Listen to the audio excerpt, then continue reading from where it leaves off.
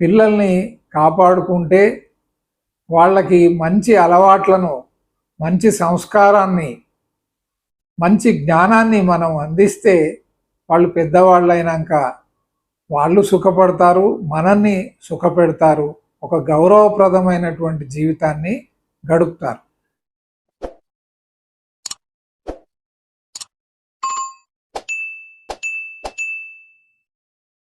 నమస్కారం మిత్రులారా, మీరంతా ఎలా ఉన్నారు? నేరుగా విషయానికి వచ్చేద్దాం. నేను కౌన్సిలింగ్ చేస్తుంటాను. తెలుగులో దాన్ని సలహాలు ఇవ్వడం లేదా మార్గదర్శకత్వం అని అంటారు.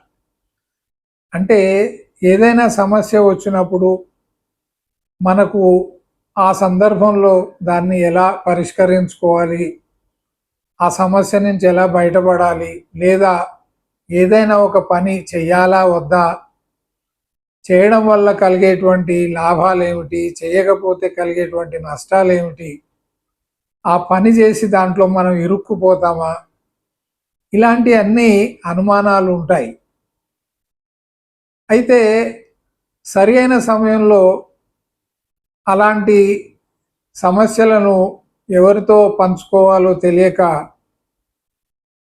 మనం మనకు తోచినట్టుగా ఏదో ఒకటి చేసేస్తాం, చేసి దాంట్లో ఇరుక్కుంటాం లేదా ఇబ్బంది పడుతుంటాం.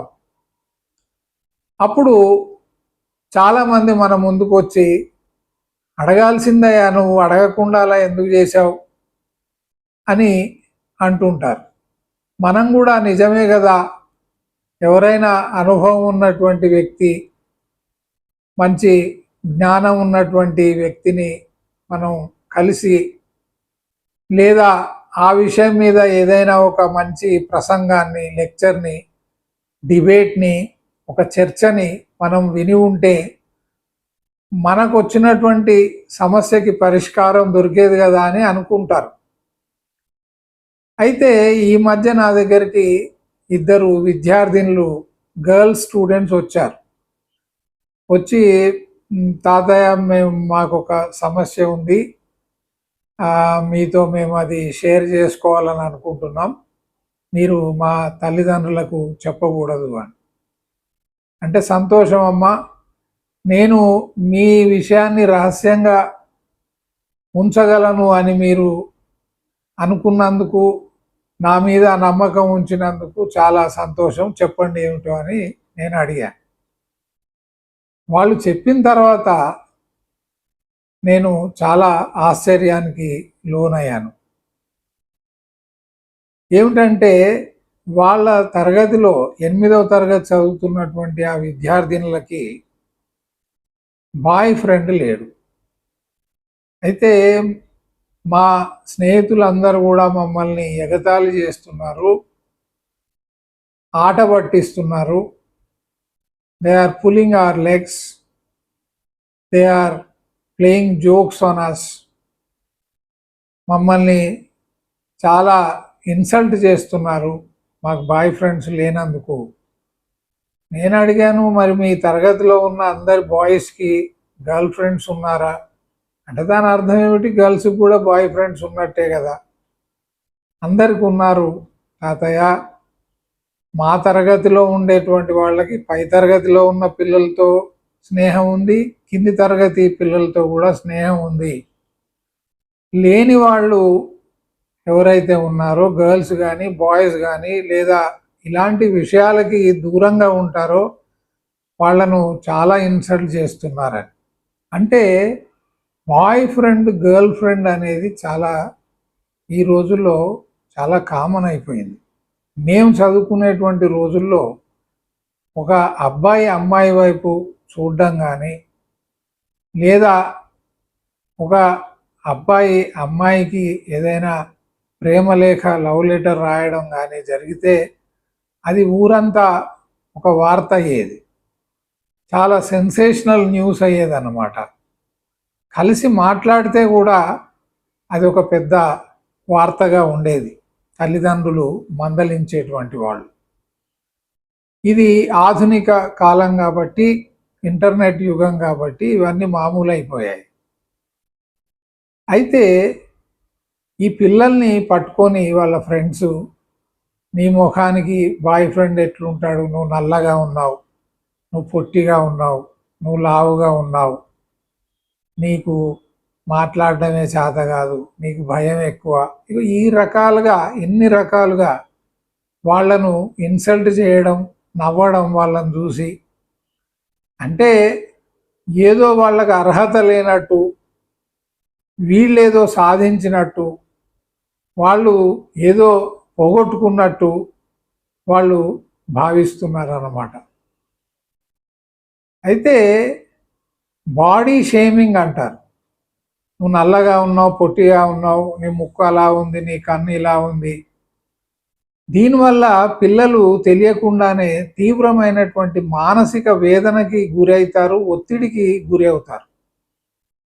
కనీసం మా ఫ్రెండ్స్ యొక్క ఈ ఇన్సల్ట్ని, అబ్యూజ్ని, ఈ ఎగతాళి నుంచి తప్పించుకోవడానికైనా మాకు బాయ్ ఫ్రెండ్ ఉంటే బాగుండు అని తమను తాము సముదాయించుకొని వెతికి ఎవరితోనో స్నేహం చేస్తారు.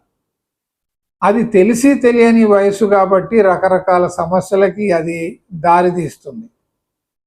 అయితే ఫ్రెండ్షిప్ ఉండడం మంచిదే, స్నేహం ఉండడం మంచిదే, కానీ ఆ స్నేహం వెనుక ఏమి దాగున్నది, ఎందుకు స్నేహం చేయాలనుకుంటున్నారు అంటే, ఈ టీనేజర్స్ 13 సంవత్సరాలు దాటిన తర్వాత ప్రతి బాలుడు బాలిక శరీరంలో అనేక మార్పులు వస్తాయి.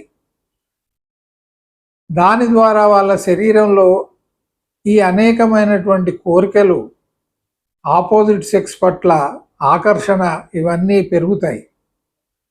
దీంట్లో 3 రకాలుగా మనకి వ్యక్తులు కనిపిస్తారు. బాలికలు ఎవరైతే గర్ల్స్ ఉన్నారో వాళ్ళ గర్ల్స్ అంటేనే ఇష్టం, గర్ల్స్తోనే స్నేహం చేసే వాళ్ళు ఉంటారు కొందరు. కొందరికి బాయ్స్ అంటే ఆపోజిట్ సెక్స్తో స్నేహం చేయాలనేటువంటి సహజమైనటువంటి కోరిక ఉంటుంది. ఇది ఒక హిటరోసెక్షువల్ మెంటాలిటీ అనుకోండి. కొందరు ఎవరితో స్నేహం చేయకుండా వాళ్ళతో వాళ్ళే గడుపుతుంటారు, ఒంటరిగా మౌనంగా ఉంటారు. వాళ్ళ చదువు ఏమిటో, వాళ్ళ కుటుంబం ఏమిటో ఈ విధంగా ఉంటుంది.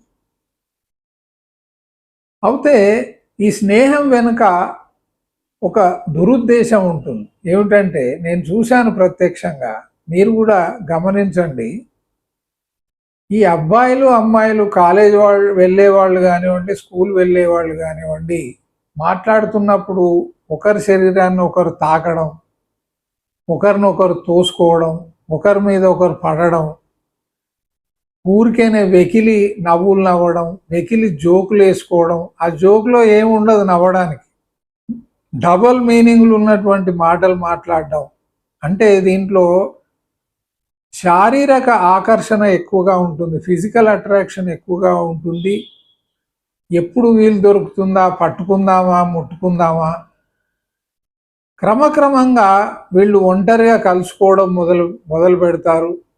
కొన్నిసార్లు ఈ టీనేజ్లోనే వీళ్ళు సెక్స్కి, ఆ శరీరం అలాంటిది, ఆ శరీరంలో వచ్చేటువంటి కోరికలు అంత తీవ్రంగా ఉంటాయి. ఎక్కడైనా వాళ్ళకి రహస్యంగా ఒంటరిగా కలుసుకునేటువంటి అవకాశం వచ్చినప్పుడు అదుపు ఆజ్ఞ లేనటువంటి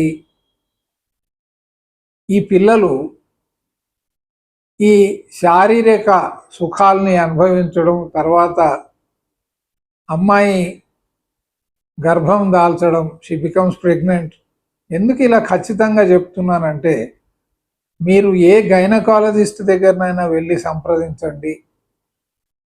18 సంవత్సరాల లోపు పిల్లలు మా దగ్గరకు వచ్చి పిల్స్, అంటే ప్రెగ్నెన్సీ వచ్చిన తర్వాత దాన్ని అబార్షన్ చేసుకోవడానికి పిల్స్ గురించి వచ్చినటువంటి వాళ్ళు ఉంటారు. వాళ్ళ బాయ్ ఫ్రెండ్స్ని తీసుకొని వచ్చిన వాళ్ళు ఉంటారు ఏకంగా. కొందరు అమ్మాయిలు వాళ్ళ అతి దగ్గరి బంధువుల ద్వారా గర్భాన్ని దాల్చి వస్తారు. ఒక అమ్మాయిని మనం ఇంట్లో ఒంటరిగా ఉంచి రావడం అనేది తగదు, ముఖ్యంగా టీనేజ్లో ఉండేటువంటి అమ్మాయిలను. ఆ విషయానికి వస్తే అబ్బాయిలను కూడా వదలకూడదు. ఎందుకంటే ప్రతి ఒక్క వ్యక్తి చేతిలో సెల్ ఫోన్ ఉంది. ఆ సెల్ ఫోన్లో ఏదైనా చూడడానికి వీలుంది. కావాలనో లేదా ఆ క్షణికావేశంలోనో చూడకూడనిది చూసి వినకూడనిది విన్నప్పుడు అసలు పెద్ద పెద్ద వాళ్ళు కూడా వాళ్ళ యొక్క మతి స్థిమితాన్ని కోల్పోతారు, వాళ్ళ యొక్క బ్యాలెన్స్ను కోల్పోతారు. మన పిల్లలు కూడా ఈ విధంగానే నష్టపోతున్నారు. కాబట్టి వీళ్ళకి చదువు మీద ఏకాగ్రత ఎలా ఉంటుంది? ఈరోజు పిల్లలు చదవకపోవడానికి కారణం పిల్లల యొక్క మానసిక స్థిరత్వం, మానసికంగా వాళ్ళు చెదిరిపోయి ఉండడానికి ప్రధానమైనటువంటి కారణం ఏమిటంటే ఈ ఏకాగ్రత, కాన్సన్ట్రేషన్ అనేటువంటిది లేదు. వినయం లేదు పిల్లల్లో. విద్యా వినయం దదాతి అన్నారు. దదాతి అంటే ఇస్తుంది. విద్య ద్వారా మొట్టమొదట ప్రతి వ్యక్తికి రావాల్సినటువంటి లక్షణం ఏమిటంటే వినయం. విద్యా వినయ సంపన్నే అన్నారు. అంటే పెద్దల పట్ల గౌరవాన్ని కలిగి ఉండడం, ఆచితూచి మాట్లాడడం, సంస్కారవంతంగా ఉండడం, మంచి అలవాట్లు కలిగి ఉండడం, ఇవన్నీ ఎప్పుడు వస్తాయి? ఆ బాలుడు కానీ బాలిక కానీ వినయంగా ఉన్నప్పుడు, ఒక బ్యాలెన్స్తో ఉన్నప్పుడు, వాళ్ళలో ఏకాగ్రత ఉన్నప్పుడు, ఆ చేస్తున్న పని మీద వాళ్ళకి ఒక చెదిరిపోనటువంటి దృష్టి ఉన్నప్పుడు. Otherwise children are getting distracted. ఎందుకంటే the span of attention is very small అండి. పిల్లల్లో ఒక విషయం మీద దృష్టి పెట్టేటువంటి, కేంద్రీకరించేటువంటి సమయం చాలా తక్కువగా ఉంటుంది. కాబట్టి ఇంట్లో మనం టీవీలు, ఈ ఐప్యాడ్లు, ఈ సెల్ ఫోన్లు ఇలాంటివన్నీ కూడా మనం వాళ్ళకి ఇచ్చి అందుబాటులోకి తెచ్చినప్పుడు ఒక పని చేస్తున్నప్పుడు ఇంకో పని మీదకి మనసు మల్లుతుంది. ఒకసారి ఈ ఫోన్ మీద ఈ చూడరానటువంటి దృశ్యాలను చూసేటువంటిది అలవాటుగా మారిపోతే, అడిక్ట్ అయిపోతే ఇంకా దాని నుంచి మళ్ళీ వాళ్ళను బాగు చేసుకోవడం మనకు చాలా కష్టం అవుతుంది. కాబట్టి మనం పిల్లల్ని గమనిస్తూ ఉండాలి. వాళ్ళు ఏం చేస్తున్నారు? అనవసరంగా వాళ్ళకి ఏది కొనివ్వకండి. మీ జేబులో డబ్బులు ఉన్నాయి కాబట్టి మా పిల్లలు ఏది అడిగితే అది మేము ఇస్తాం. పిల్లల యొక్క ఆహారం విషయంలో కానీ, దుస్తుల విషయంలో కానీ చాలా జాగ్రత్త వహించాలి. అలాగే బ్రహ్మచర్యం, దీని మీద అసలు ఫోకసే లేదండి. బ్రహ్మచర్యం అంటే సెలిబసీ, ఇతర ఏ విషయాల మీద కూడా ఆకర్షణ లేకుండా జీవితాన్ని గడపడం, ఒక నియమ నిష్టలతో కూడినటువంటి, క్రమశిక్షణతో కూడినటువంటి, మంచి అలవాట్లతో కూడినటువంటి జీవితాన్ని గడపడం, ఇది బ్రహ్మచర్యంలో భాగంగా వస్తుంది. అంటే వివాహం వరకు కూడా వాళ్ళు శరీరాన్ని చాలా పవిత్రంగా కాపాడుకోవాలి. నేను చాలా జాగ్రత్తగా చెప్తున్నాను. ఎలాంటి శారీరక సంబంధాన్ని వివాహానికి ముందు కలిగి ఉండకూడదు. దీని మీద ఎవరు దృష్టి పెడుతున్నారు అసలు ఈ రోజుల్లో? తల్లిదండ్రులు వాళ్ళ పనుల్లో వాళ్ళు బిజీ. పిల్లల్ని స్కూలుకు పంపాం, కాలేజీకి పంపామని అనుకుంటున్నారే తప్ప వాళ్ళు కాలేజీలో ఏం చేస్తున్నారు, ఇంట్లో వాళ్ళ బెడ్రూమ్లో ఏం చేస్తున్నారు, వాళ్ళ చేతిలో ఎలాంటి ఆయుధాన్ని మనం ఇచ్చాము, దాన్ని దుర్వినియోగం చేస్తున్నారా, సద్వినియోగం చేస్తున్నారా, దాని అవసరం అసలు వాళ్ళకు ఉందా లేదా అని ఆలోచించేటువంటి తల్లిదండ్రులు ఎంతమంది ఉన్నారు? ఆలోచించండి. పిల్లల్ని కాపాడుకుంటే, వాళ్ళకి మంచి అలవాట్లను, మంచి సంస్కారాన్ని, మంచి జ్ఞానాన్ని మనం అందిస్తే వాళ్ళు పెద్దవాళ్ళు అయినాక వాళ్ళు సుఖపడతారు, మనల్ని సుఖపెడతారు, ఒక గౌరవప్రదమైనటువంటి జీవితాన్ని గడుపుతారు. లేకపోతే ఈ పిల్లలుగా ఆ తర్వాత పెద్దవాళ్ళు అయ్యాక కూడా తల్లిదండ్రులకి లేని తలనొప్పులను తీసుకొస్తారు, లేని అపకీర్తిని, తల్లిదండ్రులను నానా రకాలుగా హింసించేటువంటి పరిస్థితి కూడా వస్తుంది, హింసిస్తున్నారు కూడా. దృష్టి పెట్టండి. నమస్కారం.